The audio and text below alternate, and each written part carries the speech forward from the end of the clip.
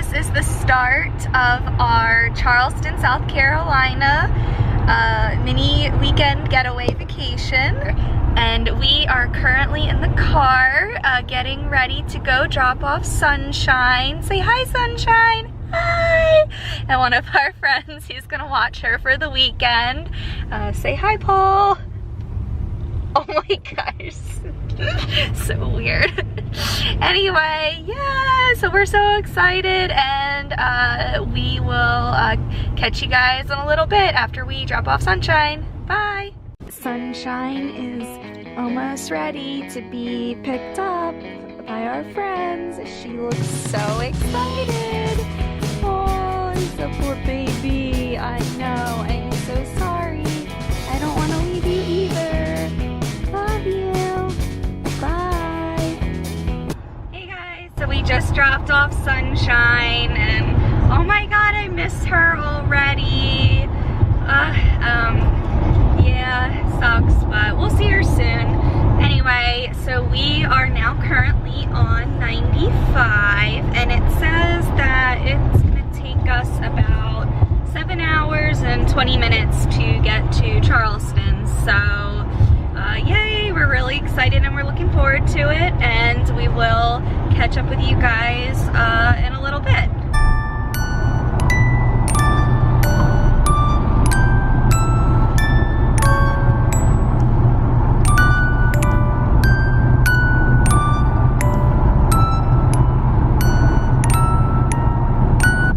Here we go. We haven't even gotten out of Virginia and we're already hitting traffic. So annoying.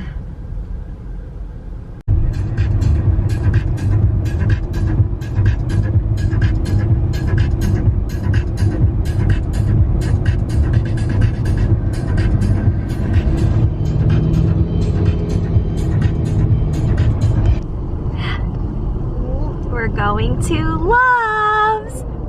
Love's. Say it, Paul. Love's. No. I'm so mad at you. What the heck?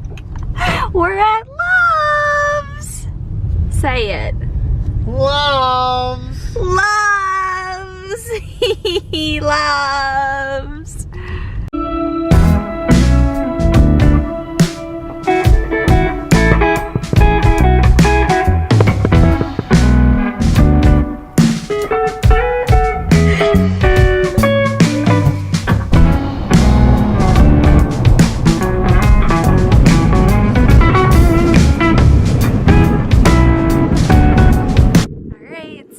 Stopped for lunch at the Highway Diner off of 95 in North Carolina, Route 64. And this place looks so cute. Excited to eat, Paul? Very hungry. He's starving. All right, let's go in.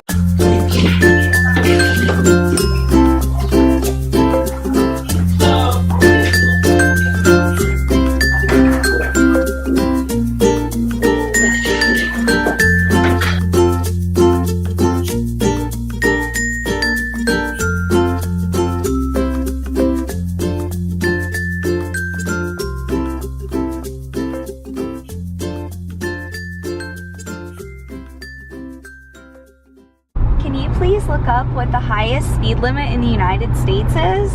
All it says is 85 miles per hour. Do you know where? No. It doesn't say where. It says different places. Okay.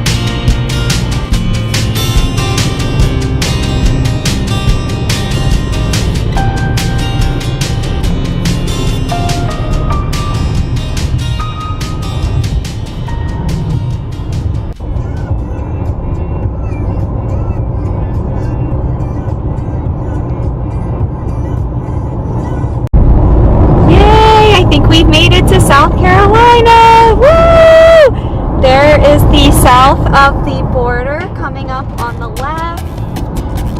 And yay, there it is. Welcome to South Carolina. Woo! Made it.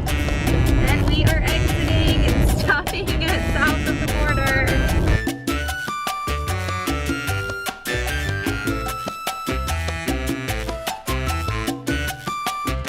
There's south of the border.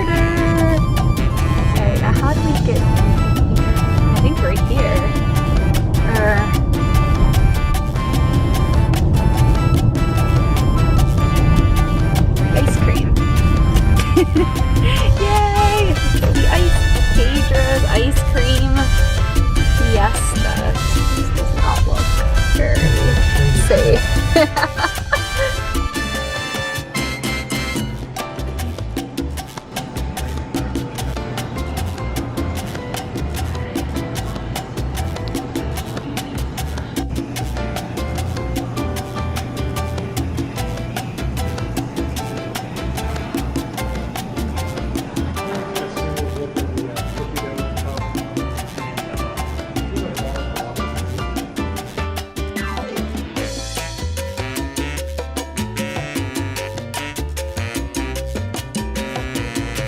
So it looks like the amusement park has been like abandoned here.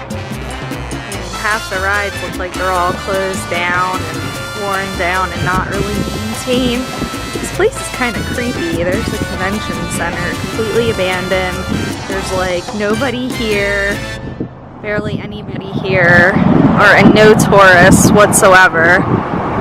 Yeah, this south of the border place is pretty creepy. Don't know if we'll be coming back here again. Beautiful sunset. It's so pretty. Here we go, exiting towards Charleston.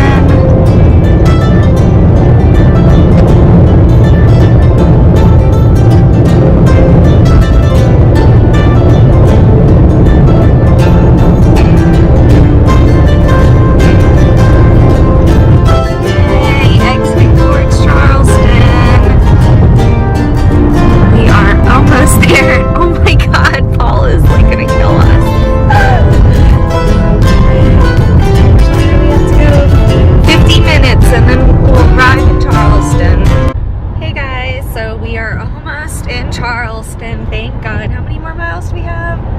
6.5. 6.5 more miles until we finally arrive at our hotel. I'm gonna say this was a really, really long drive and we cannot wait to get there.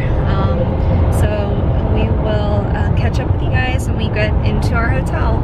So I think we are just turning into downtown Charleston.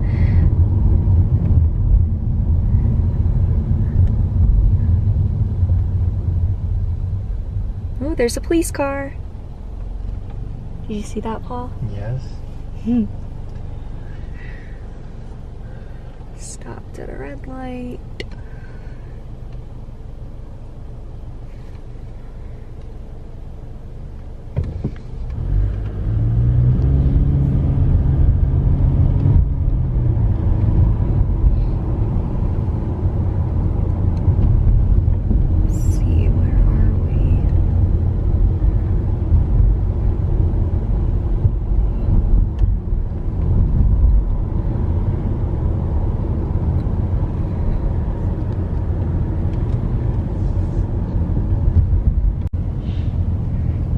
Historic King Street shopping. Yeah, it looks like we're getting close to the center of downtown. It's kind of hard to see because it's dark out, but we have arrived. Yay! The start of the Charleston vacation has begun. Oh, look at this beautiful church. It's pretty, wow. Almost to our hotel. Alright, we're currently trying to find our hotel. Make a left up here onto King Street. There we go. We're out to turn left onto King Street.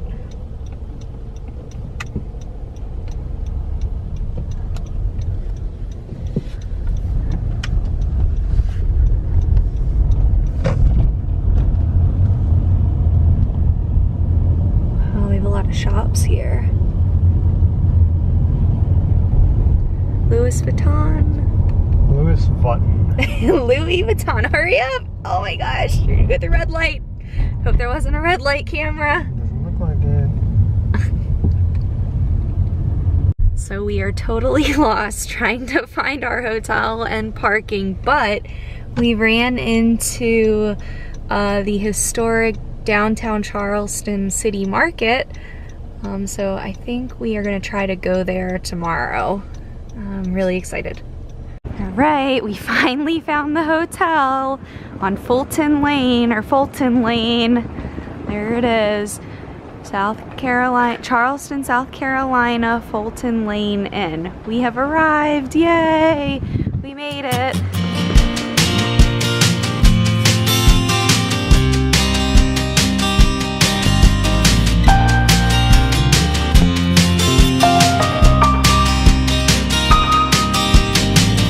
Alright, we have arrived at our hotel room 317, and here is the vintage looking key. Oh my god, oh boy. Hopefully we can get in. Here we go. Look at this. Oh wow. This is interesting.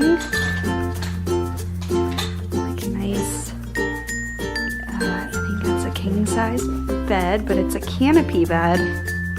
Wow, that's really pretty. Different. We have an old-fashioned fireplace. Wow. This kind of looks like a really historic room. Huh. That's cool. There's Paul bringing in our suitcases. Sorry, hon. Wow, this is quite the hotel room. This is cute, I like this. We had a picture of a pelican. It's cute. Very nice. Alright, I'm gonna put this stuff down.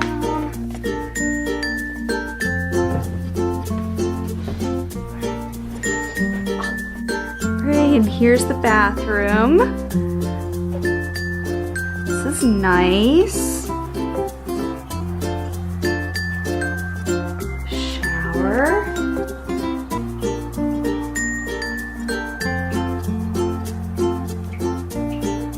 Cool, very nice.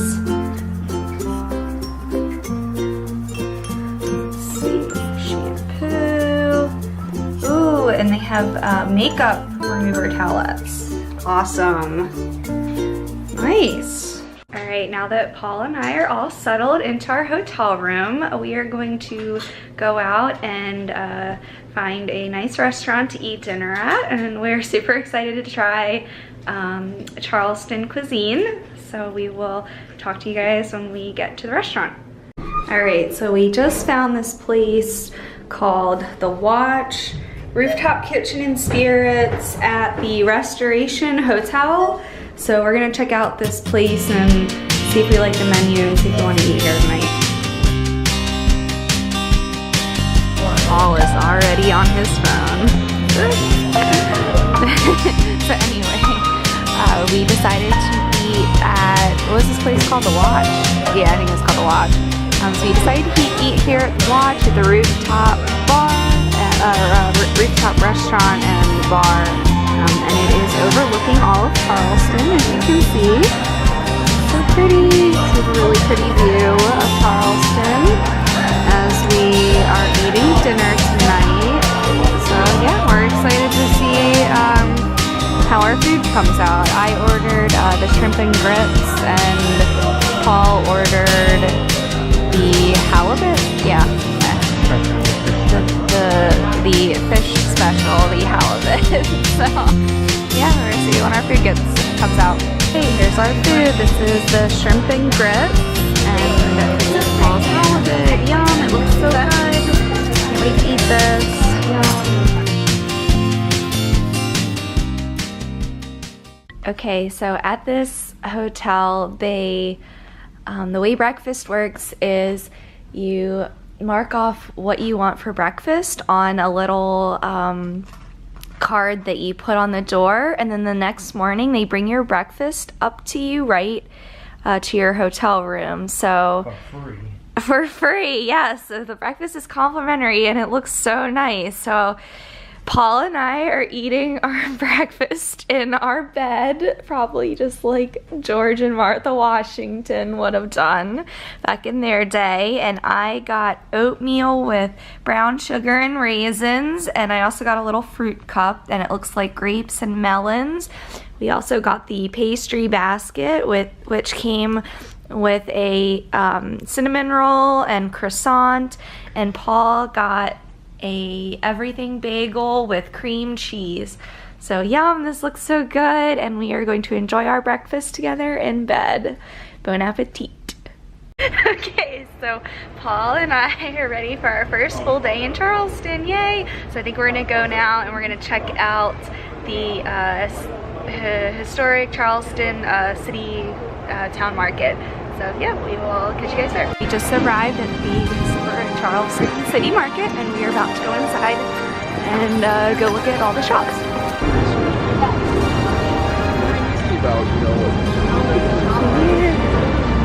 This is cool.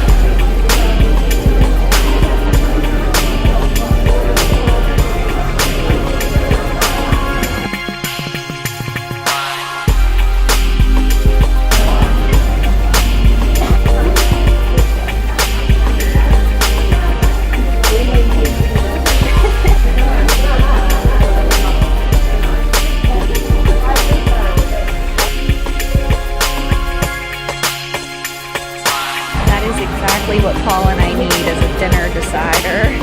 Fast food, Italian, Chinese, fancy restaurant, or cook at home.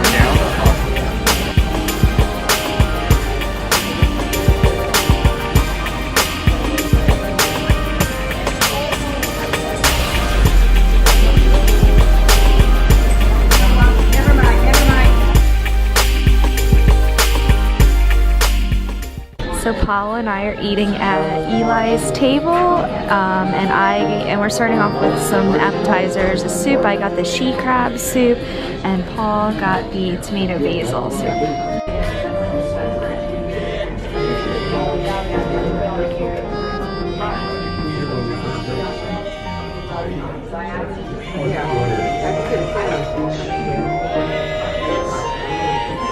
Okay, so we just got our lunch. I got the pork tenderloin with the homemade applesauce and farro, whatever, salad.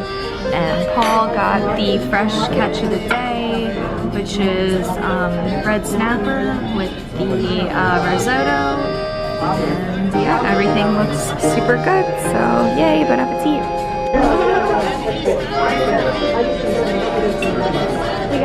I'll be back to check on the shoes. Thank you. It's really good, thank you. Yeah, it's delicious, thank you. I tried it one time, it's really good. I haven't tried it in a while. Yeah, I love the coleslaw too, with the farro, it's really good. Yeah, it is, and then you taste the sauce on top of it. Like it kind of tastes, it probably saturated all the way through. It kind of tastes like a little bit like jam, it's kind of sweet. Yeah, I got that, yeah, it's very good, thank you. Yes, thank you.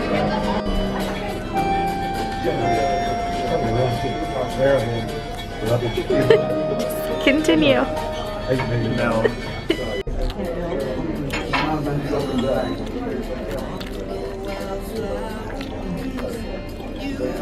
Okay, so we just got done eating lunch at Eli's table, and now we are on the way to see one of the historic homes called the Nathaniel Russell House. yeah, so we are super excited for that, and we will catch you guys when we get there.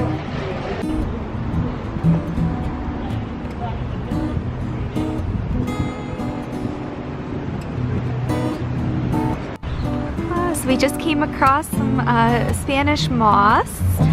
So we were passing by this building. Wow, pretty.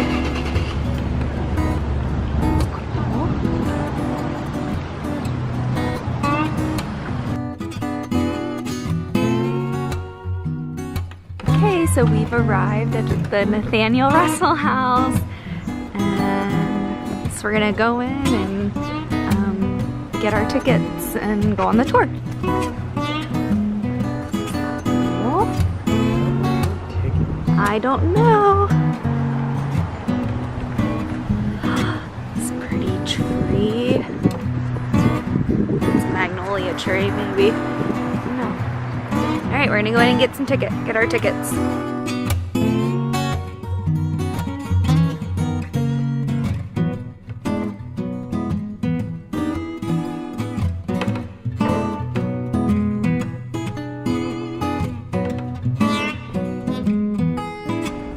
Garden at the Nathaniel Russell House. There's Paul. It's so weird. Wow.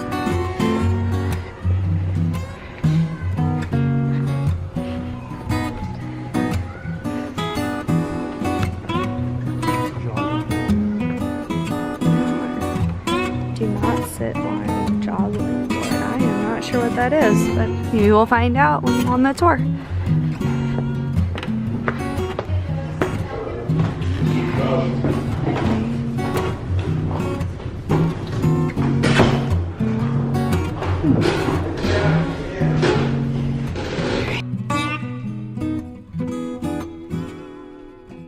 His family, his home, and the restoration that we're doing.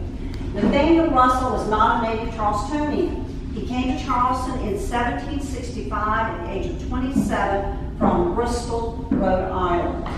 Now, he was the son of a very prominent Rhode Island family. His father was the Chief Justice, but he was the second son. He's not going to inherit the family's wealth.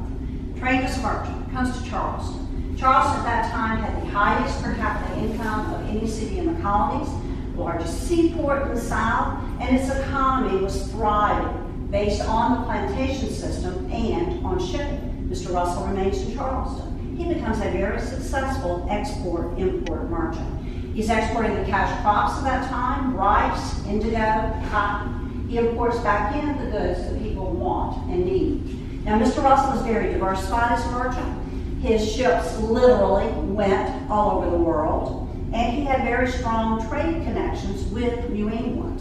That included the slave trade.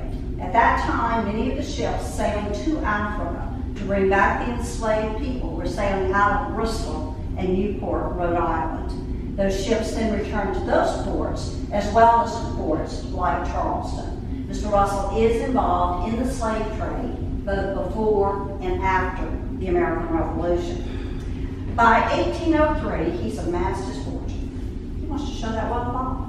What better way to do it than by building a magnificent new home? Construction began on this house, but it took 5 years to complete it. It's finally completed in the spring of 1808, and that's when Nathaniel, his wife, their teenage daughters, Alicia and Sarah, and approximately 18 enslaved Africans moved in to this beautiful Federal-style townhouse. Now, this house is patterned after Robert Adams-style architecture, so as you're going through today, you will see balance and symmetry. You will see the neoclassical influence. Robert Adams liked to incorporate geometric shapes into his architecture. This house has 3 rectangular rooms on the front, 3 oval rooms in the center, 3 square rooms on the back. So you have a house with geometric shaped rooms, 3-story, free-flying, floating staircase, and it's designed like an English townhouse. Mr. Russell has built a home unique to Charleston. This is the public part. This is where business was conducted. So if you had business with the Russells, you didn't go any further than this room. When your business was completed, you left. These beautiful glazed glass doors would have been closed. The purpose of these doors was to separate the public space from the private home. For you to go beyond those doors, you had to be a friend of the family or an invited guest. Now, if the enslaved butler greeted you at the door, you met that criteria, you did not stop in this room. The butler just immediately escorted you to where the Russells were waiting to greet you. These are the original doors. They have their original glass. We are going to go back beyond them in just a moment, and when we go back into the stair hall, you want to stand in the center of the stair hall, look straight up to the 3rd floor ceiling. You will see a medallion. Focus on that medallion. That will give you your best view of the staircase. A window has been cut out underneath the stairs. You can see the construction. No nails in that staircase. It is made with wooden pads. But before you go into the stair hall, take a moment to peek in the office. We have one Windsor chair in there, a special chair. The reason the chair is special is because it is the only piece of furniture in the house that we know Sarah and Nathaniel Russell actually owned when they lived here. This Philadelphia-made Windsor chair was analyzed to see what these reproductions should look like. We know based on inventories, the Russells have a set of chairs like this in this room. They were used for seating here, but if the family wants to sit in the garden, they can be carried outside for that purpose as well. All of the other furniture you see today, artwork, china, silver, not original to the house itself, but it is original to the time span that Mr. Russell lived in Charleston. So the house is furnished with all the period pieces. So please take a look and then join me in the stair hall.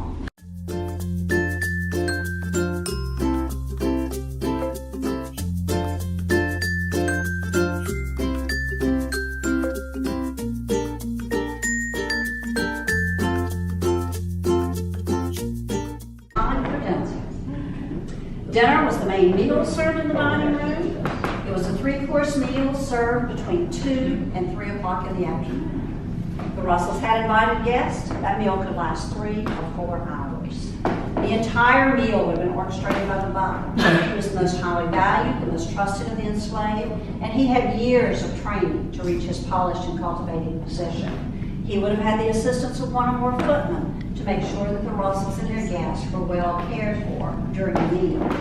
Now, as you sat around the dinner table, you would have been able to have viewed family portraits. They displayed those in the dining rooms. And behind you here, we do have a portrait of Nathaniel Russell.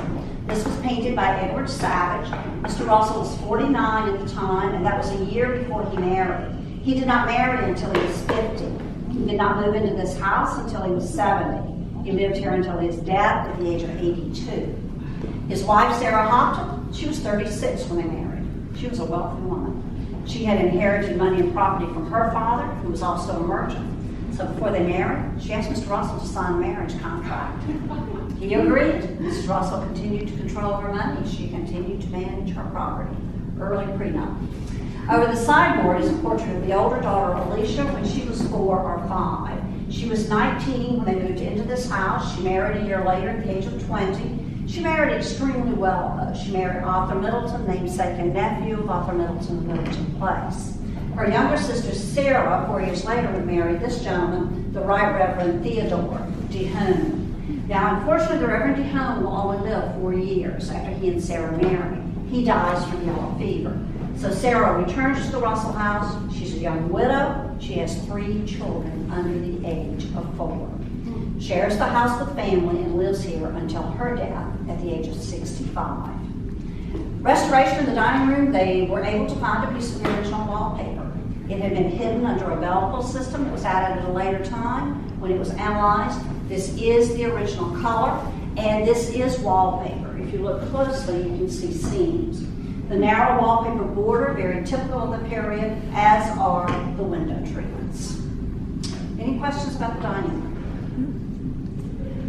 All right, if you will step in. I have it from the room we just left, doesn't it? A little bit more decorative. The Russells entertained their guests on the 2nd floor. It followed the British tradition, but it was practical. It got them away from the dirt, the smell, the noise of the street below. Here in Charleston, you can get a better sea breeze on the 2nd floor as well. This is the withdrawing room, a multifunctional room where the Russells would have done what they consider their less formal entertaining, more intimate family and friend occasions. Carpeting would have been on the floor imported and wallpaper. Look up, you see the restored cornice. When they removed the paint from that cornice, discovered 22-karat gold gilding, they were surprised. Thought maybe it had been added after the Russells lived here, until they found a letter the oldest grandson, Nathaniel Russell Middleton, had written. And in that letter, he talked about coming back to visit in the house after it was sold, and the refurbishing of the gold gilding he remembered as a child. That placement in the Russell time frame. Tea ceremony in Charleston, just as in England, was a very important social occasion, and Mrs. Russell entertained her guests for formal tea in this room. They might have sat at a table similar to the one we have here. One of the enslaved would have brought an urn filled with hot water from the kitchen house up the back stairs to this room. Tea would have been prepared and Mrs. Russell's guests served. And a group of ladies who probably had tea in this room often was the Ladies' Benevolent Society. The group started by Mrs. Russell and her sister to help the poor and the sick in Charleston. Both daughters were active in that group as well. That group still exists today. Their executive board meets here every January. Mrs. Russell's tradition of helping the needy continues. The rectangular box on the floor is the original charity box for the Ladies' Benevolent Society. They would have kept their money and their important papers locked in that box. And behind you, we have our latest acquisition, a second portrait of Mr. Russell. Downstairs, he was 49. In this portrait, we believe him to be in his mid-70s. It was painted by John Wesley Jarvis. And if he is in his mid-70s, that meant he was living in this house at the time the portrait was done. Anything about this room? All right, we'll step into that center oval room. Please watch the drawing room, where their most formal entertainment would have taken place. Following a dinner party, gentlemen remained downstairs in the dining room. They would serve their wine and liqueurs. Ladies ascended that beautiful grand staircase to the drawing room, where the butler or one of the footmen would have served them tea or coffee. They would have socialized and waited for their companions to rejoin them. Sometime during the evening, Alicia and Sarah might have entertained the guests with music. Every young lady in those days was expected to play a musical instrument. We know Alicia was very talented on the pianoforte. We have some of her music, extremely difficult to play. And because this room was for the most formal entertaining, it was lavishly and expensively decorated. They said when the Russells moved in 1808, this was the finest drawing room in Charleston, if not on the entire East Coast. Patterned carpeting would have been on the floor, imported from England or France. You are on iMat, a protective covering for the carpet, but as you look out toward the windows, you see this beautiful Brussels wool carpet, a floral and swag design taken from the early 1800s. This was woven in England on an old-fashioned loom using the same techniques used in the Russell time frame. These are 27-inch wide strips of carpet that have been hand-sewn together. The wallpaper in here is the original color. Window surrounds are painted their original colors. Look at the plinths near the windows, the fireplace, and the doors. These are blocks of wood that have been faux painted to look like the semi-precious stone blue lapis. And this is the only room in the house that had a chandelier. Chandeliers were expensive decorative items. They only used them in their most important rooms. Good candles, expensive and used sparingly. Those mirrored panels behind you, those were designed to reflect the candlelight and the natural light. If you stand in front of those today, you'll see three of yourself. So just imagine a candelabra sitting there. It would have looked like you were burning 3 times the number of candles that you actually were. Light was a symbol of hospitality. The more candles burning in a room, the more welcoming a room would have been for the guest. Look up, you see the original plaster cornice, a Gothic design from a London pattern book. That was painted solid gray when they started restoring this room. The restoration has brought out the detail and the beauty of that cornice. Alicia Russell and Arthur Middleton were married in this room March 1809. Anything about this room? Chamber in the house. It is on the second floor where entertaining was done. Guests would have had access to this room. Bed chambers, not nearly as private as our bedrooms are today. This was Mr. and Mrs. Russell's bed chamber. 3 additional bed chambers were located on the 3rd floor for family and guests. We do not go to the 3rd floor. Nothing is restored up there. We have storage space and a meeting room. Susan Buck is the lady who does our paint analysis, and she returned to work in this room. She was able to determine the original color of the walls. You're looking at it. Throughout the rest of the house today, you have been seeing walls painted with latex paint like we use in our homes. This room is painted with distemper paint like the Russells would have used. They made this paint on site. They ground 2 shades of French ochre pigment, mixed it with chalk, water, and animal hide glue to make the paint. They used the same type of brushes, same technique to apply it to the wall that would have been used in the early 1800s. And Susan Buck always explores window pockets. She finds treasures. She explored the window pocket on the other side of the bed over there. She discovered a rodent's nest. In the rodent's nest, she found a piece of wallpaper about the size of your thumbnail. You would have thought they had discovered gold. Everyone in this house was so excited. Well, it turned out to be golden because it was from the Russell time period. They are currently making a narrow wallpaper border for this room. It will be orange, trimmed in dark blue. Period correct carpet will be on the floor with a design. Last fall, window treatments, bed hangings, bed covering were put up in this room. And what you are looking at is patterned after a photograph found of Mr. and Mrs. Russell's great-granddaughter's bedroom in her home in Bristol, Rhode Island. Excuse me. That photograph was important for 2 reasons. First reason, she was the great-grandchild who inherited most of the Russell possessions. The second reason is the photograph was taken in the late 1800s. In the late 1800s, Demnity cotton from which these are made was not in style. Demnity cotton was a textile in style and being used when Mr. and Mrs. Russell were living in this house in the early 1800s. So based on those 2 facts, they felt that she was actually using what had been in her great-grandparents' home in Charleston.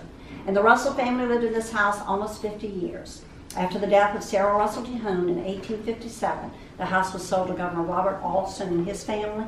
The Alstons were living here during the Civil War. They had to evacuate to one of their plantations as the Union Army bombarded the city for 2.5 years. 3 cannonballs came through the roof of the house. After the war, Governor Alston had died. His wife and daughters had to earn a living. It was not practical or profitable for them to continue as rice planters without slavery. This house is repaired. Mrs. Alston and one of her daughters opened it as a boarding school for young ladies. 1870, they needed to sell the Alston estate for tax purposes. The house is sold at auction to the Sisters of Charity of Our Lady of Mercy. The nuns will use this house as a mother house and a girls' day school for 38 years. Wow. They sold it to a family in 1908. It became a private residence again. We had that family and one other until 1955 when Historic Charleston Foundation bought the house. A year later, they opened it as a house museum in their first headquarters. So 210 years of existence, 5 owners, all of whom have taken very good care of the house. And it was the mid-1990s when Historic Charleston Foundation made the decision to restore this house to the crown jewel it was when the Russells moved in 1808. Thank you all so much for sharing part of your Friday afternoon with us. And if you haven't been to the Aiken Red House, I do encourage you to go. Hold on to your receipts. Your tickets are half price. You do not have to do it today. Any questions before we exit the bedchamber? I'm sorry, you might have explained this, but why would the great-granddaughter have gone back to Rhode Island? She married a DeWolf. Oh. The DeWolfs were a very prominent family in Rhode Island. And of course, the Russells had maintained their ties with Rhode Island. I see. Okay.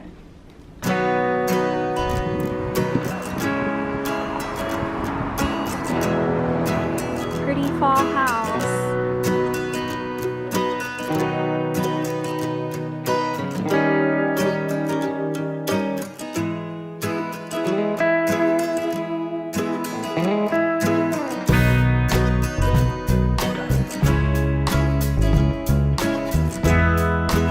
We think Eat lives in there.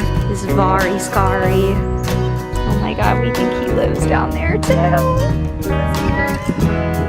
So we are on the way to Rainbow Row and we came across this really cute cobblestone street. Look at all the cobblestones.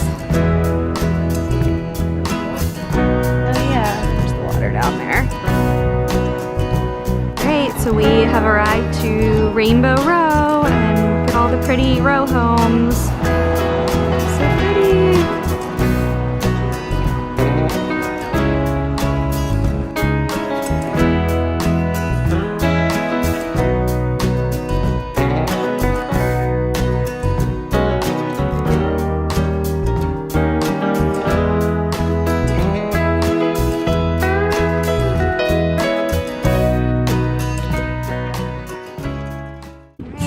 We are coming up on Waterfront Park.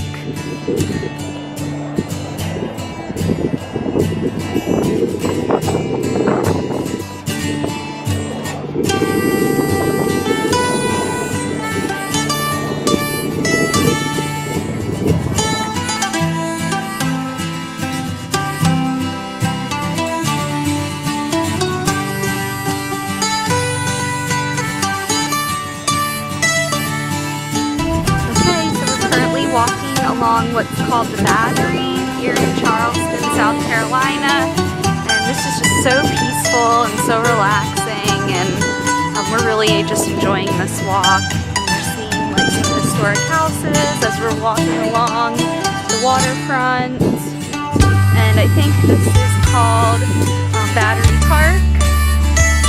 So yeah, we're just enjoying this right now.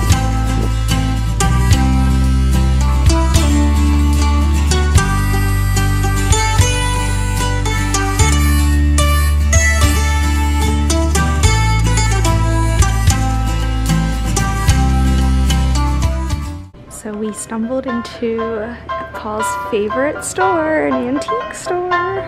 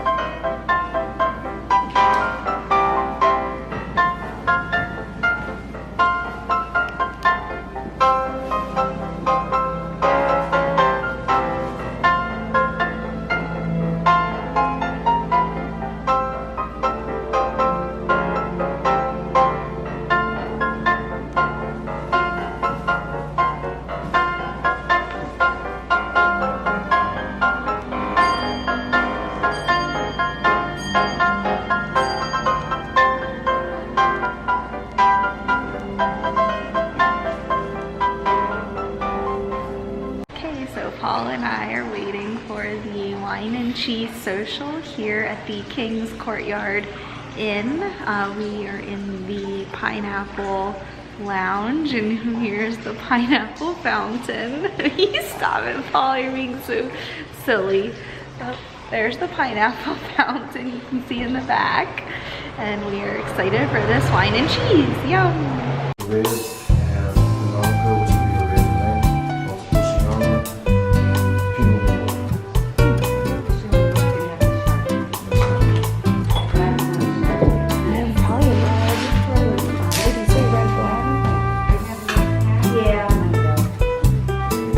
Cheers!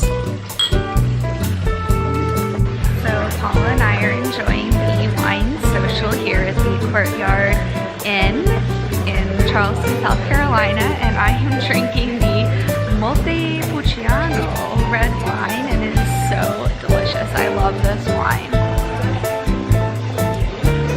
And Paul, there's Paul. He is drinking the Chardonnay.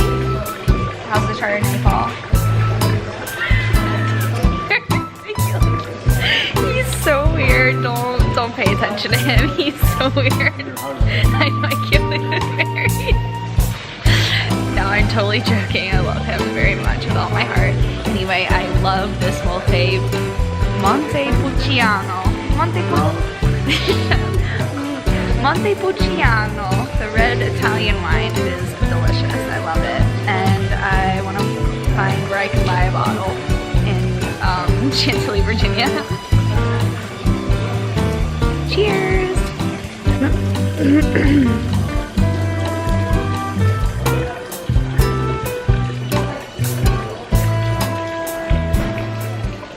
Okay, so we're trying to find Giovanni's pizza place and it's taking us down this dark alley.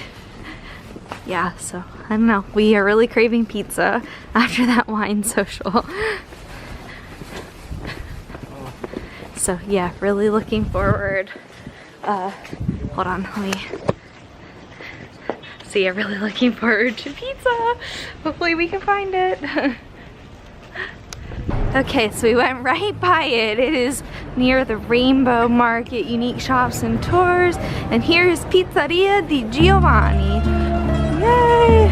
Pizzeria di Giovanni. Ooh, they have an Italian ice too. Delicious pizza. Alright, what? You're gonna do by the slice? Yeah, I think by the slice, and I want mushrooms. How many you get? Probably just one. I don't know. It's whatever you want. So yeah, we are at Di Giovanni's Pizzeria. There's Paul. Yeah. It's cute. Cool. And we're excited to get some pizza. Oh my god, so Paul and I just got our pizza and this is huge. I got mushroom with cheese and Paul just got a regular plain cheese. But yes, this pizza is humongous. We are so excited to eat it. Yum. Buon appetito!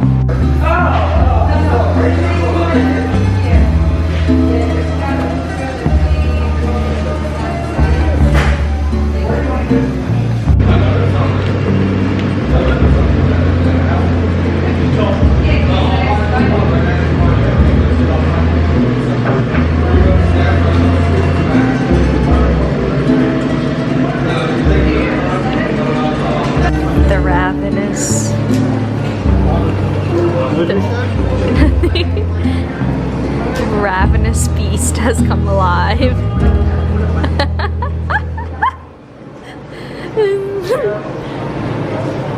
This is the ravenous beast in his primitive state, eating pizza like it's the best thing he's ever tasted.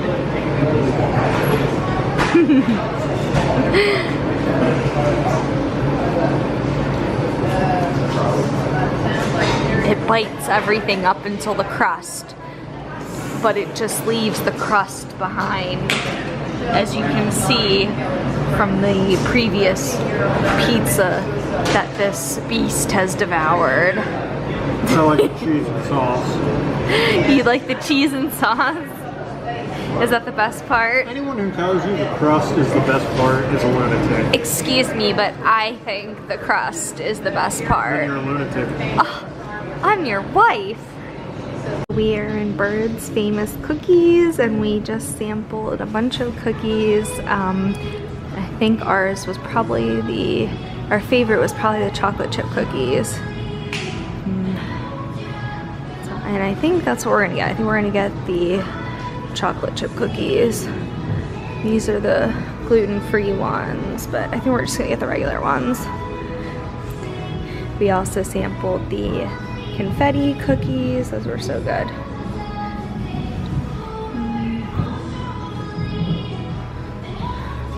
And I had the pink lemonade ones. Those were really good.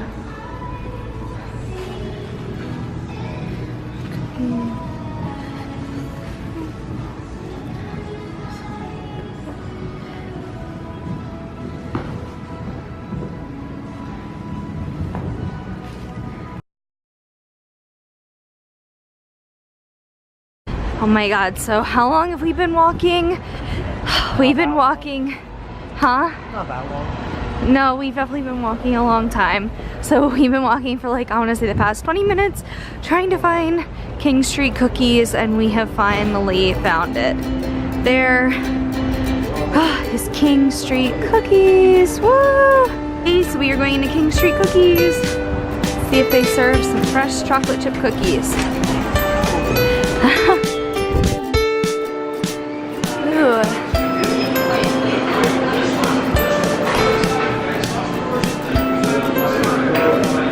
Looks like they have fresh cookies. Ooh, cookie cake slice. Vegan cookies, gluten-free cookies. Ooh, peanut butter and chocolate chip. That was good. Yeah.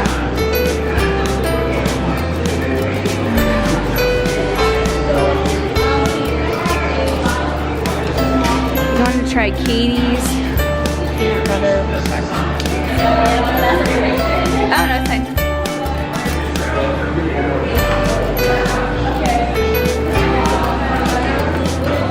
They have so many. Pretzel logic.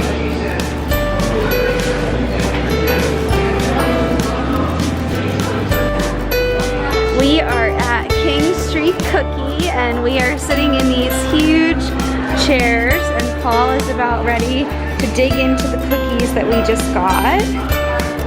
Let's see, what did we get? Which ones do you want?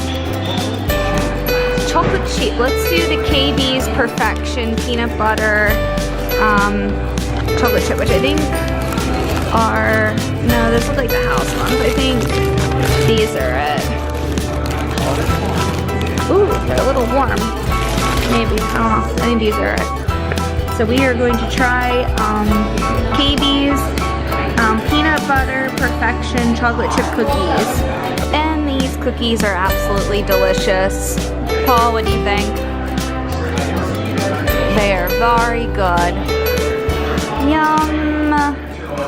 Okay, so Paul and I got up really early this morning. I want to say we got up around 6 o'clock, 6:30.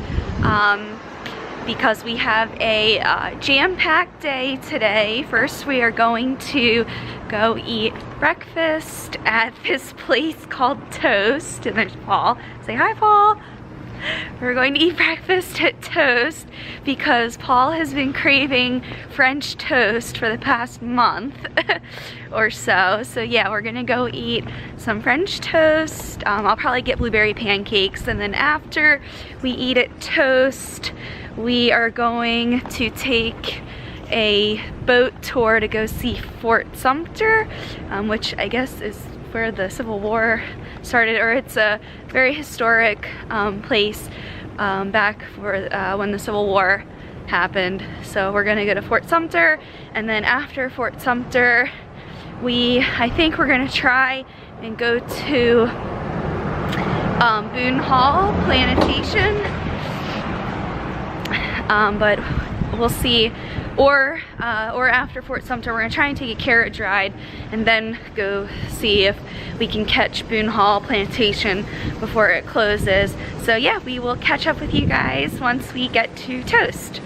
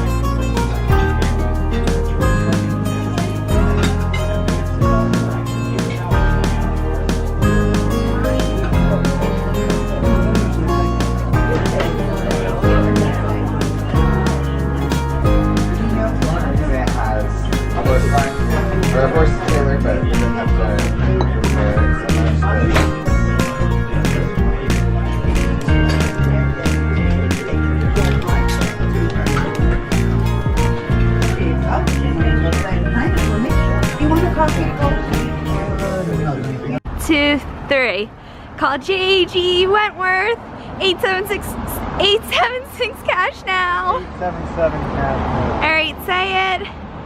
Call JG Wentworth. 877 cash now. Ah! And there's the Charleston Fire Department. Okay, so we have arrived at Fort Sumter National Monument here at Liberty Square. So this is where we will be departing on the boat to go over to Fort Sumter. And here is Liberty Square sign. Yeah, so we are really looking forward to seeing Fort Sumter.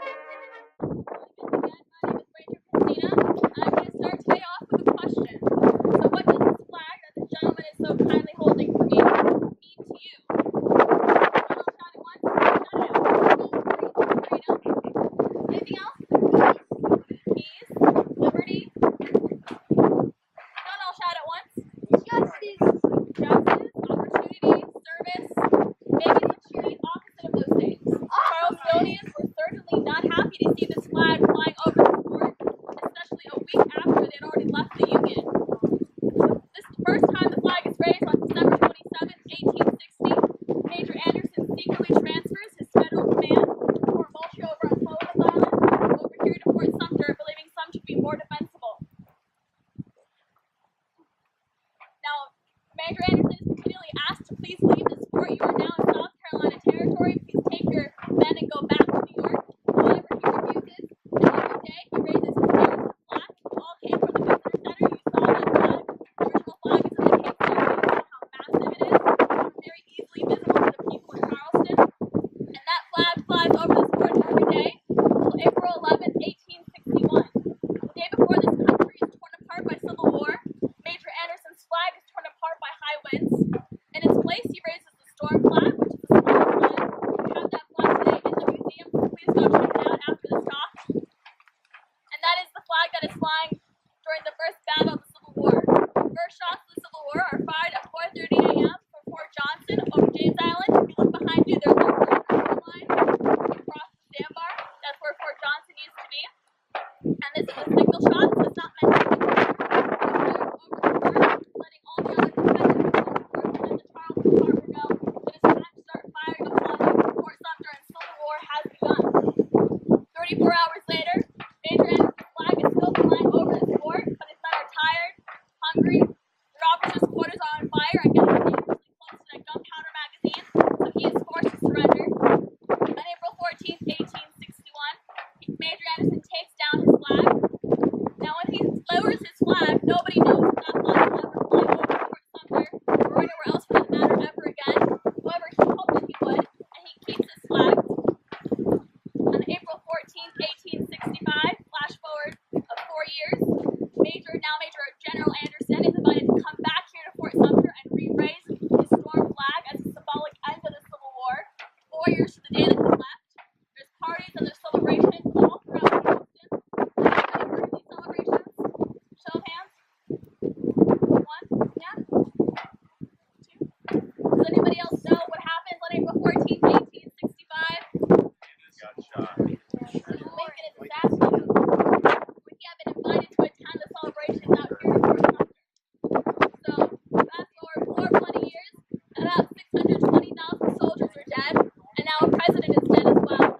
However, this was an important war to fight because it determined what kind of people we were going to be, all free, and what kind of country we would be, which is all united. And all those values that you attributed earlier to this flag, freedom, service, opportunity, liberty, those are all values that were at stake during the Civil War, and are values that we continue to strive for today. And I'm not going to take up too much of your time. I know time is precious here at the fort, so I'm going to ask you to come on down here.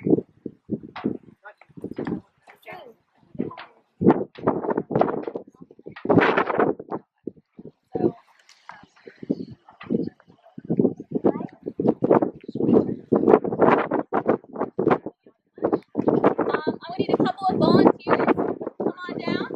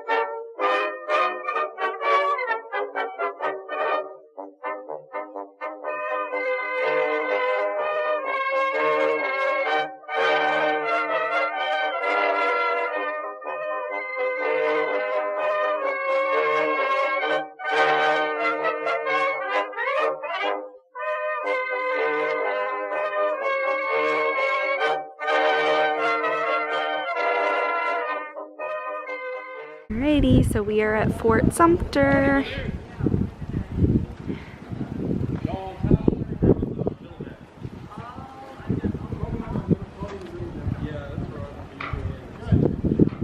Okay, so for lunch, Paul and I decided that we are going to try some barbecue because Paul's been craving barbecue down here for quite some time now and has been really excited. So we're going to this place called Sticky Fingers. Ew! Sticky Fingers, and we are coming up on it now. I'll show you.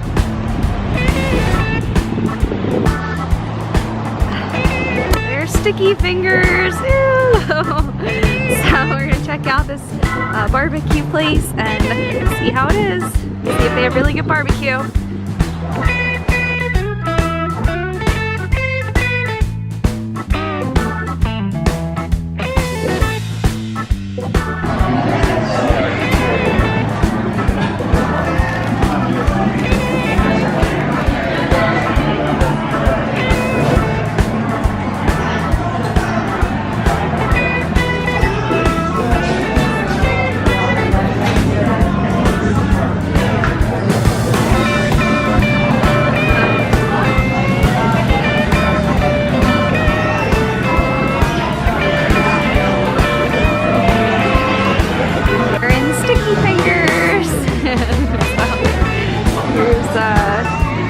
Here's what it looks like inside. This is a cool place. Interesting.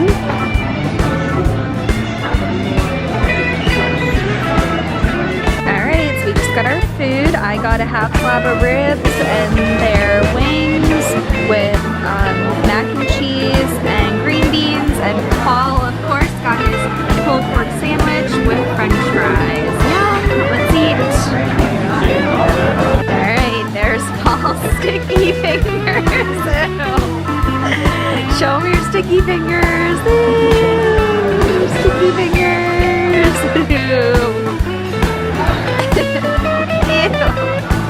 Alright, we got the chocolate lava cake. Yum! It looks so good. Can't wait to dig in.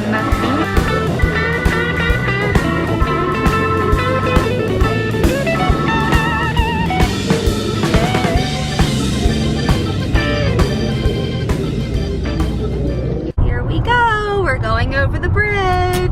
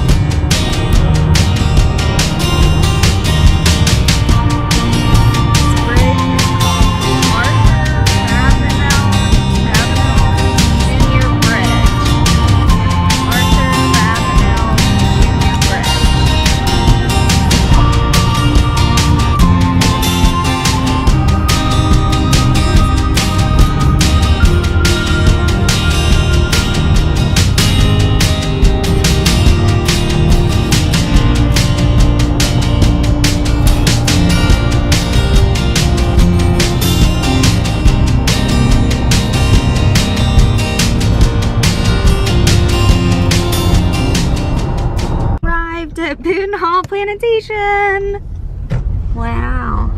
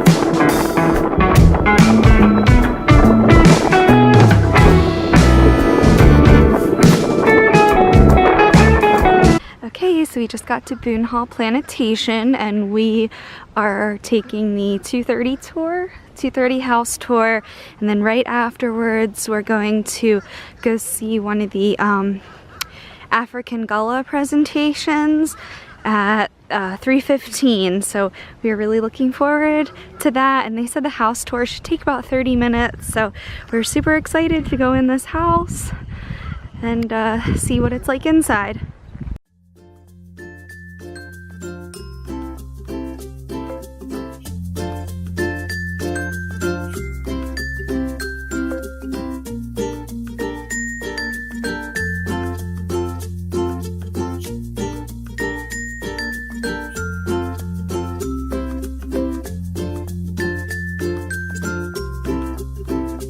Alright, so we're just walking around the garden while we wait for the house tour. Looks like this is a crepe myrtle tree. Look, it's got the Spanish moss hanging from it. Really pretty. There's a palmetto, palm tree. See the palm tree? Let me zoom in.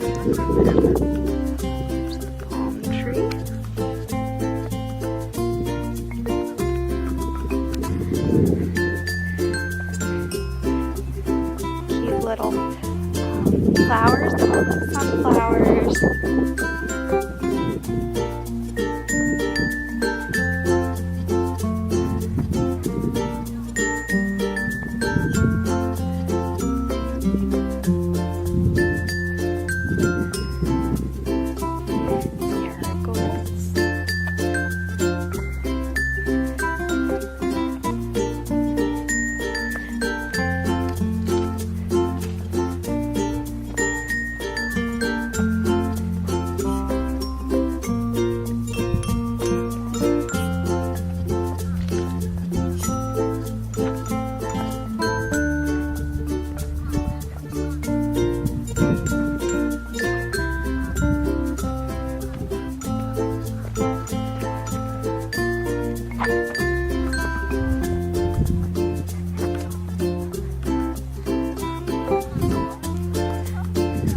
Bushes.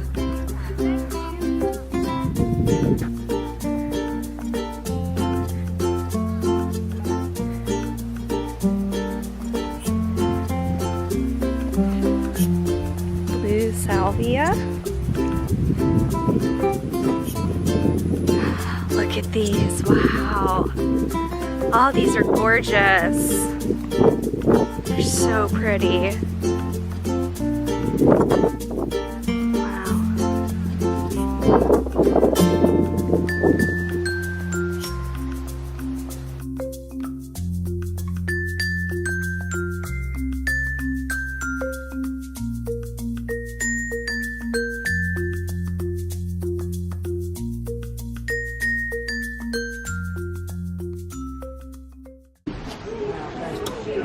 Hey everybody. Hello. Hello. Welcome to Boone Hall. Thank you for your patience. I've never told a short story in my life, and the tours were supposed to be 30 minutes, but that last one was like 36. Anyhow, my name's Suzanne. I'm going to take you all around the first floor of the house today. Now this is a privately owned home, so I'm going to pass on the request of the homeowners. One, take all the photos you want outside. Please don't take any inside, just to respect their privacy. Also, the house is furnished in antiques. Let's not sit on any of it. Who knows how sturdy it is. We don't need any accidents. And lastly, if you'll close up any open containers you have, if you can't close them up, let's leave them out here, please. So, Boone Hall is on the National Register of Historic Places. If you look down in between the columns, that Avenue of Oaks is one of the reasons we're on the National Register. Those trees were planted in 1743. I'm going to tell you about them more inside, though. Okay, first time to Charleston for everybody? Yeah. No. Okay, welcome. No? Do you live here? Oh, I thought you said no, it's not your first trip. Somebody did. Oh, not you. I'm sorry, you're tall, so you're the first one I saw. Yeah. That probably happened in school a lot, too. Anyhow, welcome. We're going to go through the entrance hall. We're going to turn left and go into the library down the steps. Now, when you turn left, please take a glance to the right because we've got a special staircase here. Special. It's called a free-flying or freestanding staircase. It's not attached to the wall, so we don't use it anymore because we want it to stay standing. It's a cantilever system where just one step supports the next step above it, and then the curve is supposed to give it extra strength. Yeah. Now, I'll tell you more about it later, but the last person to walk down that staircase was Halle Berry, by the way. She was the last one to get permission. When we were filming Queen, anybody ever seen Queen? I remember that. It was the sequel to Roots. Yeah. So Halle Berry supposedly got her start in Hollywood right here. Anyhow, I'll tell you what else we filmed by the time we get to the last run. Well, welcome. Thanks you all for bringing the, lack of humidity with you. Yeah. October is a great month to visit if it's not hurricaning. Ooh, I'm so glad all the honey yada me unravel me motherfucker and Boone Hall Plantation. Now I know you understood some of what I said. But not everything. When I said, how good evening, yeah, I know you understood that. You said, how for do? That means, how's everyone doing? Well, I know what's in common. That means I'm feeling just as good as you all are feeling. I'm so glad how to come out and yeti me unravel me mouth about Gala and Boone Hall. I'm so glad that all of you came to hear me talk about Gala and Boone Hall Plantation. Gala brought here almost 400 years ago, and Boone Hall too around that time. And to get you in the mood for the Gala and the Gala experience in Boone Hall, I always like to start off with the spiritual, because we are Gullah people, and we as Africans are known for our spirituals. Our spirituals were once called code songs. And this one, we believe that, and we also believe that in the water was soothing to us. We believe in Christianity because a lot of us came over here believing in Christianity. And we believe that the water brought us here, and the water was going to take us home. Whether it was to the hereafter or whether escaping to freedom, we believe the water was one with us. And this song was to always lift us up. Chill and wait in the water. God is gonna trouble the water. Why don't you wait in the water? Wait in the water, chill and wait in the water. God is gonna trouble the water. Oh, I see them chillin' all dressed in white. God is gonna trouble the water. Oh, we look like the children of the Israelites. God is gonna trouble the water. Oh, I see them children all dressed in red. God is gonna trouble the water. Oh, we look like the children that Moses led. God is gonna trouble the water. Oh, I see them children all dressed in blue. God is gonna trouble the water. Oh, we look like the children that made it through. God is gonna trouble the water. Why don't you wait in the water? Wait in the water till and wait. He ain't been on the tram, but I'll tell you this much, that man, John Boone, he made this plantation possible. He got it with the land grant from the 8 large proprietors. And John Boone, when he got the plantation, he didn't do too much with it at that particular time. He didn't raise too many things on it. He had a sawmill, he raised cattle, he was a native trader, he was a politician, he was into a little bit of everything. Then he had the time to have 7 children with his wife, Elizabeth Patey. And so, but later on, he did grow cotton and all those kinds of stuff. But this plantation really is a historical plantation. A lot of people look at it as a beautiful plantation, but it's really historical. It's 5 generations of Boones.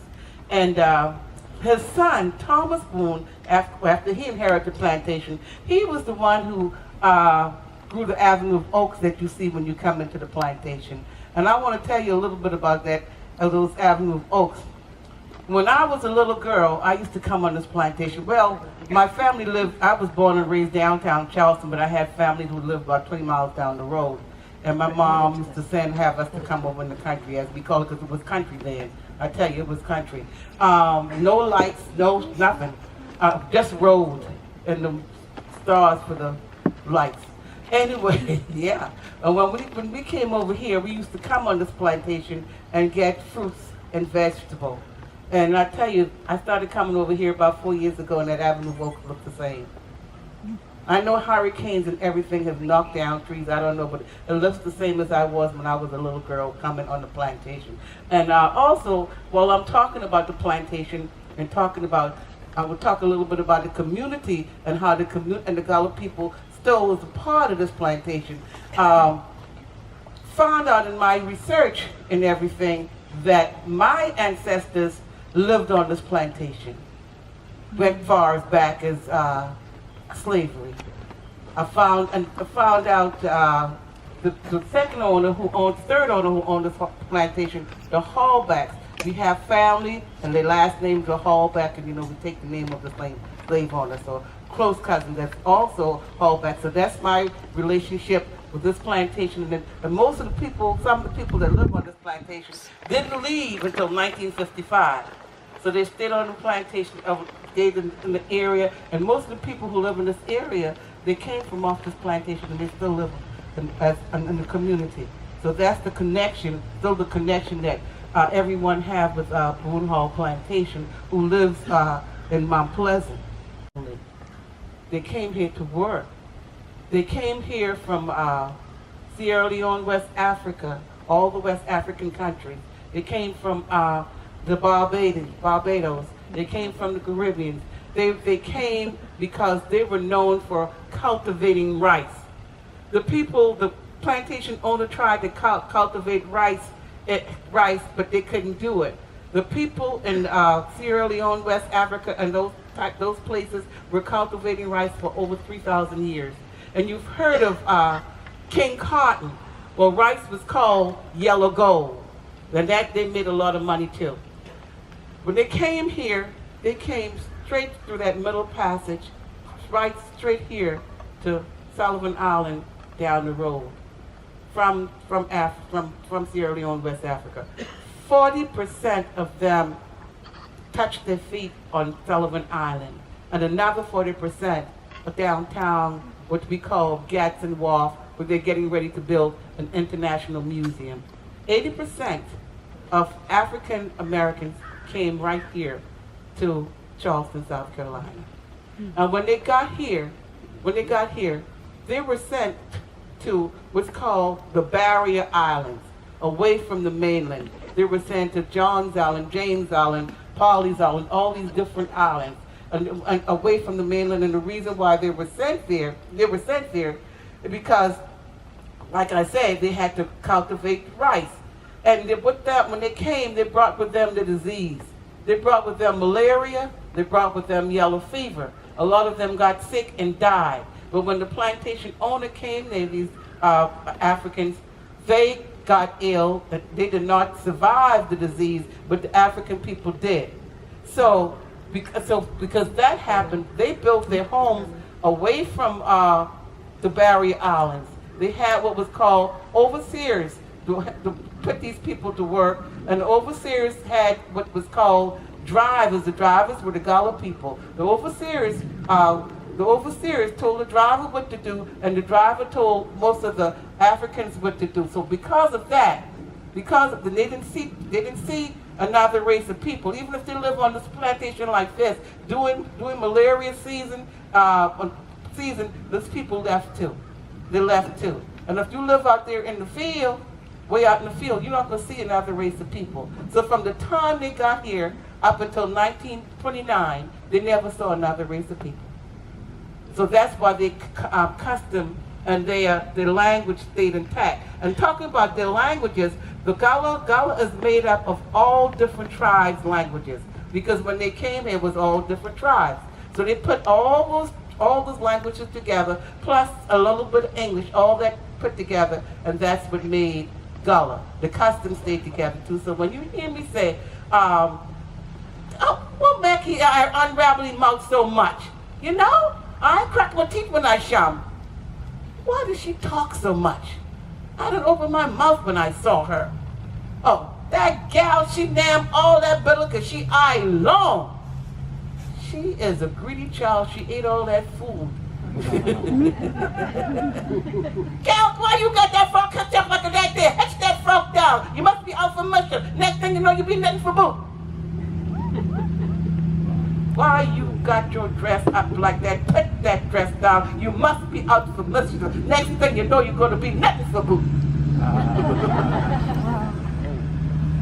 You must be adding any brain in it. She must be crazy, ain't it? Said you must be crazy. Say for instance, Cutter. Cutter is a turtle. Biddy, it was an African bird. Biddy is a little baby bird. Cannon, another name for pecan. Goober, another name for peanut. Yams, okra. All those African words. Baba, or the oldest child would be named Baba. The oldest girl would be named Titter. That means sister and brother. And those names are called basket names. Basket names because they wanted their own name for their children, so that's why they call it basket names. So for instance, if a child is born on Monday, that name might be Monday. If they look at the moon and the moon is shining, they would probably name the child Moon. Or somebody probably call him Mooney. You know, so that's where our names come from, our made-up names, because we wanted ownership of our children's name. And so, say for instance, what happened talking about us and our customs. While we were enslaved, we had our medicines, we had our herbs, and we kept it up until the 1960s because we didn't have doctors to come on the island until then. And so we would do like we did when we were in Africa. We would go into the woods and get bark off the trees or whatever for our illnesses. Say for instance, we still do today. Say if you have a high blood pressure, we would put moss, green moss now. Make sure you put the green moss in the bottom of the shoe, and this will bring your pressure down. This is what we use for green moss. Say for instance, if you have the flu, we have something that's called life everlasting, but we say life molastin. That's what the Gala word is, life molastin, but it's life everlasting. It looks like little branches, and you break it up, and you made a hot toddy out of it, and you drink it, and I'll tell you, you don't have to worry about the flu for real for the rest of the year. Well, we were filmed on this plantation. We had the Notebook that was filmed on this plantation right here. So Boone Hall is open and known for so many different things. Boone Hall Plantation. Now I'm going to talk about Gullah. But before I talk about Gullah and what it is, I would like to rap. I know. I'm going to introduce the Gullah by trying to rap. You know, the young people think we can't rap and they don't think we can do all these kind of things. But you know, yeah, you tell me if I do okay, young people out there. They think we can't do it, you know. But then you know what? I'm going to need your help. I'm going to ask, have you heard? And I want everyone to say, spread the word. I'm going to say, have you heard? Ask, have you heard? I want you to say, spread the word. Have you heard? Spread the word. I said, have you heard? Spread the word. I said, have you heard? Spread the word. I'll spread the word. I'll spread the word. I'll spread the word. Spread the word. I'm a storyteller with stories to tell. Inside of me, stories dwell, bursting to be free. All about my history, from generation to generation. Stories that built a Gullah Geechee nation. I want to tell my stories to the world, to the boys and to the girls. I want to tell them to mamas, daddies too. A sister and brothers want to tell them to you. I said, have you heard? Spread the word. I said, have you heard? Spread the word. I said, have you heard? Spread the word. I'll spread the word. I'll spread the word. I'll spread the word. Spread the word. I want to talk about Gullah and how he come about. I want to talk about the Gullah just and check me out. Honey, hack it to me. Yet he was say, Gullah come here and he come for stay. African tribe plus that ocean blue, Igbo, Creole, just to name a few. You mix them all together and what you think you get? Gullah, yeah, Gullah, and the Gullah dialect. Now the Gullah culture spread far and wide. Beaufort, Charleston, and the island countryside. Florida, Georgia, North Carolina, too. Gullah holds steady, Gullah hold true. I said, have you heard? Spread the I word. said, have you heard? Spread the I word. said, have you heard? Spread the word. I spread the word. I spread the word. I spread the word. Spread the word. Now that you're getting my storytelling rap, you listen to my stories because I got them down pat. Storytelling is the thing to do. It's an ancient art, also brand new. Healing for the spirit, medicine for the soul, for the young and for the old. You tell a story every day and you'll become wiser in every way. Storytelling is my claim to fame. Veronica Gilliard is my name. Here it is. Hope you enjoy your time on the plantation. Enjoy your visit to Charleston. It's here.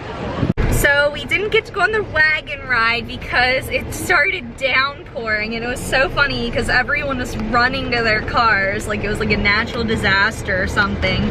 But yeah, so now we are leaving Boone Hall. It is pouring out. Not really sure what we're gonna do with the rest of our day, although we do have dinner reservations at 8:45, I think it was. So bye Boone Hall, bye. Yeah, so we were gonna try and do a carriage ride when we got back, but I don't know, with this rain, I don't know if the carriages are gonna be going out or not, so we'll see. But anyway, tomorrow is our last day here in Charleston, so we will, I guess, catch you guys at dinner tonight. Guys, Yogi and Boo Boo. I didn't name the animals. The youngest son got the names, and so we ended up with Latin, Jafar, Yogi, Boo Boo, and of course Facebook and Pokemon. Those mules. These are horses. Yogi and Boo Boo. Those guys are all horse-like donkeys. These guys are all horse. Take a look at the ears. Yeah, the They're right there. They have slightly longer ears. Yogi and Boo Boo. Oh yeah. Huh. They're well, look at them. That's why the only way to get one of the mules is by crossing a male donkey with a female horse. If you cross a male donkey or a male Look at the mule with a horsies. female mule, you end up with nothing at all. You cannot cross mules because So Paul and I just made the carriage ride in time, and we are going on a carriage ride around Charleston. My name is Mike and I will be your tour guide today. So, what I'm going to try to do is take 348 years of history and squeeze it down into a little tour for you and present it to you while driving a team of horses and carriage through city traffic. So, if at any point you want to know about something in particular, just say, hey, what's that over there? I'll be glad to explain. So, come on. Come on. No. The reason why we have two animals, most of the other carriages only have one, is because there's a minimum weight requirement. The animals have to weigh at least 1,700 pounds apiece in order to do this job by themselves. So neither one of these guys comes in at 1,700 pounds, so we have two of them. So we actually have more like about 3,000 pounds. We have more muscle actually than the carriage. These guys, this is kind of like having a V8 engine and a Volkswagen Beetle. Like way more power than we need to our job. Come on. The Belgian tractors are on the left hand side. You got orange fur and long blonde hair.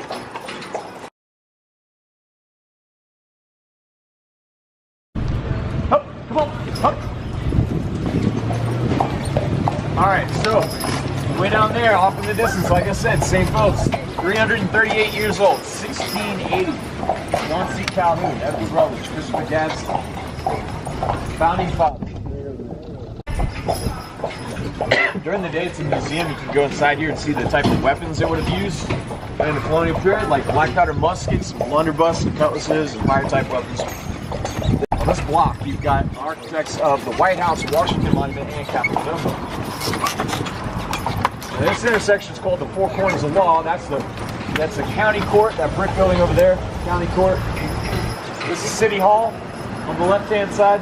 On the right-hand side, that used to be the state capitol. Now it's the state court. And then on the right side across the street, that's the federal court. So this intersection is known as the Four Corners of Law because we have representatives of the federal government, state government, city government, and God. St. Michael's. Here on my left-hand side. Mayor's office is still there. City Council chamber is still located there. S'mores. During the Civil War, Charleston was it might be heavily Latin, shelled by I the don't Union know. Army. When I say shelled, I City mean Hall. this city was bombarded. They had artillery batteries. That building way down there is the old Exchange building in Provost Dungeon. That building was originally built in 1771 by the British. That was the last building to be constructed in the American colonies prior to the American Revolution. That's the earthquake bolt right there. What they would do is they'd take an iron rod, it'd be about an inch or two wide, and be the length of the building, or the width of the building. They'd drill a hole through the wall, they'd run that rod all the way through the building, and it would poke out at either end, and both ends were threaded. So they would put a plate on the outside of that, and then they would screw on a nut. They would do that on both sides of the building. They could squeeze those plates against the brick wall. They could actually squeeze the brick walls upright if they were leaning outwards after the earthquake of 1886. So that was a repair job done 132 years ago.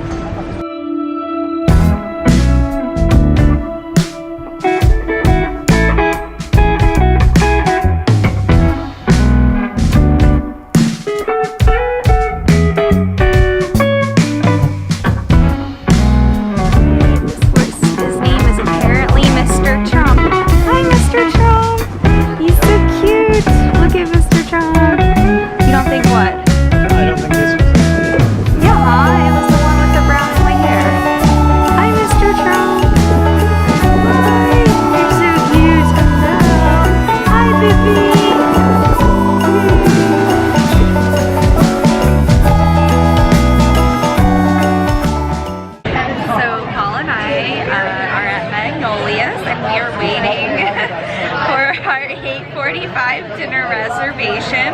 We're just at the bar having some drinks. I'm having some Magnolia's Cabernet Sauvignon, and Paul is having some Bacardi and Coke with a lime.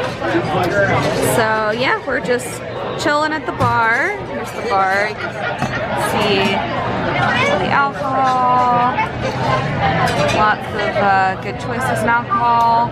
So yeah, we're just waiting for our dinner reservation, which is at 8:45. Okay, so we finally got seated at our table at Magnolia's. Yay! After waiting, how long do you think we waited? Like, I don't know. We waited a long time, but anyway, let's see. Here are the appetizers. I think I'm gonna skip appetizers, although I think Paul is going to get the tomato bisque. Is that what you're gonna get? Did you say you were gonna get the tomato bisque? What? Did you say you were gonna get the tomato bisque? Yes. Okay, and then I think there's the entrees. I think I'm going to get the Low Country Bouillabaisse. I don't know how you pronounce that. But anyway, we are at Magnolia's. This is good. Okay. Yeah, that's fine, thank you. Yeah. Do you all have any questions?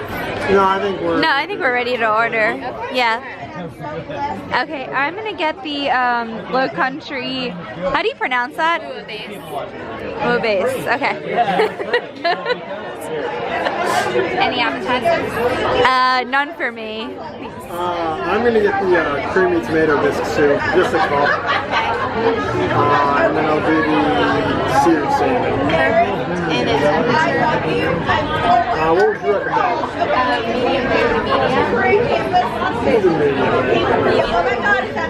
Okay, thank you. Okay, cheers to a post-honeymoon blues vacation getaway. Cheers!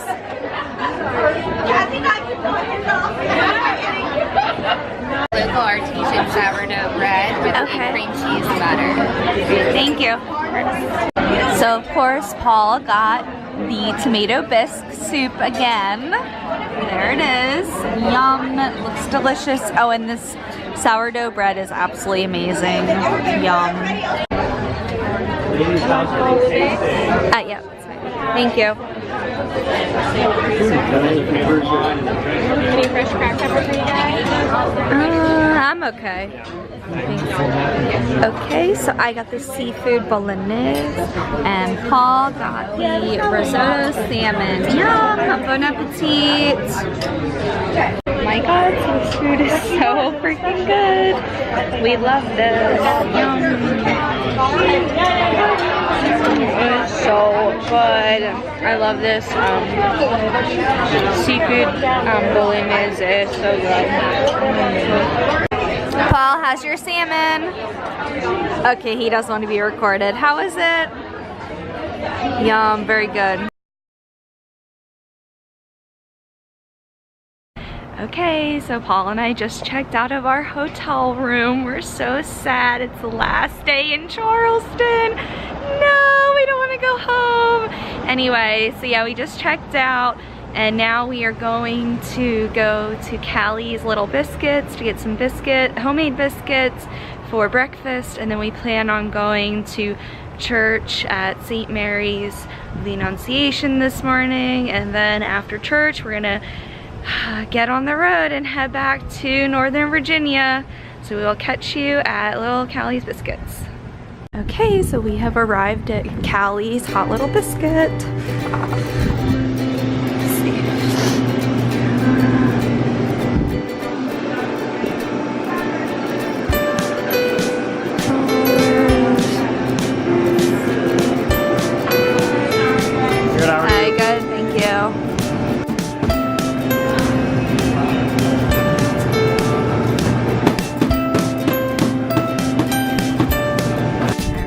So we got our hot little biscuits, the sausage, egg, and cheese. Oh my gosh, these look so good. And I got a pumpkin spice latte, and Paul got caramel latte. So yay, these look really good. I'm excited to try Callie's Little Biscuits. Okay, so we have arrived at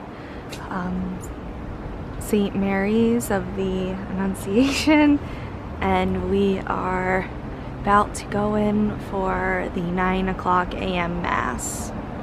And as we were looking at the church, we noticed there's a little graveyard right next to the church. Let me zoom in and see the little graveyard. So we thought that was interesting. But yeah, we are looking forward to Mass and seeing what it looks like inside.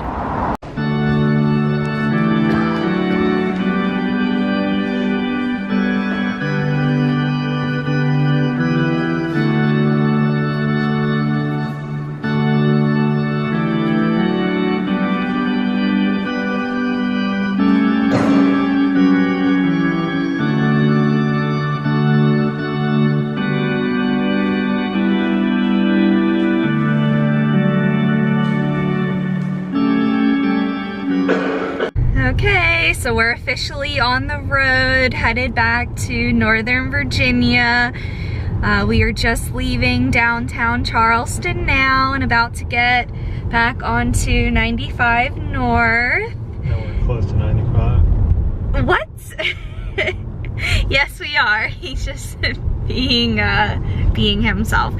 Anyway, yeah, so definitely not looking forward to going back home, but we had an amazing little long weekend getaway in Charleston, South Carolina, and we hope that you enjoyed this adventure with us.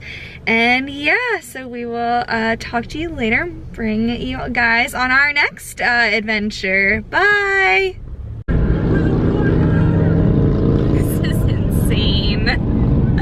We just passed by a Hells Angels motorcycle gang. Oh my god. Yay! We are back in Virginia.